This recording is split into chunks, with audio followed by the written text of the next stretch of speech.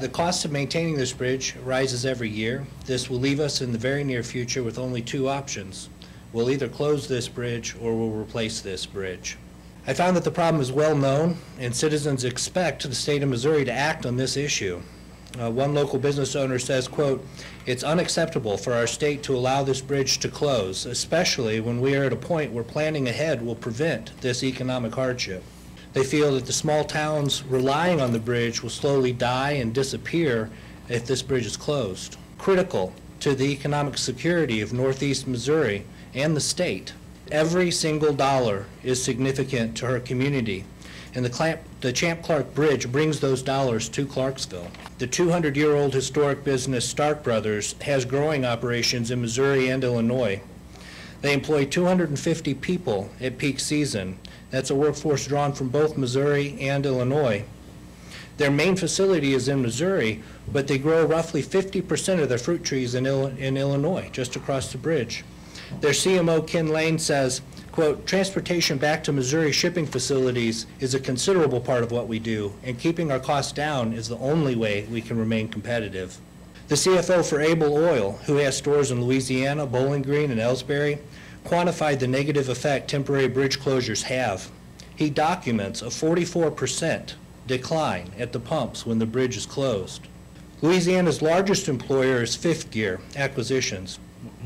Their warehouse director, Jonathan Kuznets, gave me an accounting of the workforce costs when the bridge closes.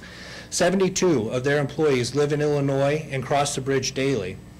When the bridge is closed, the company pays a daily stipend to these employees, costing the company $5,000 a day, $26,000 over the course of a week of closure to this company. Fifth Gear also realizes that a significant closure of the bridge will result in permanent loss of the employees. The training costs of the replacement workforce would be in the neighborhood of $840,000 to this company. Additionally, the replacement salaries would cost the company another $100,000. The Louisiana Visitors and Convention Bureau cites a study showing that Highway 54 via the Champ Clark Bridge is a route frequently used by tourists that are traveling from central Illinois and Chicago to reach some of the most popular Missouri travel destinations, such as Branson and the Lake of the Ozarks. This bridge isn't serving just Northeast Missouri, it's important to the whole state.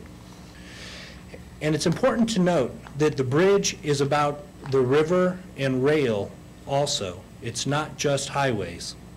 A port manager shared frustration that because of the current weight restrictions placed on the bridge, their Louisiana terminal is not considered an unloading location for supersized load projects from barges. This is deeply personal.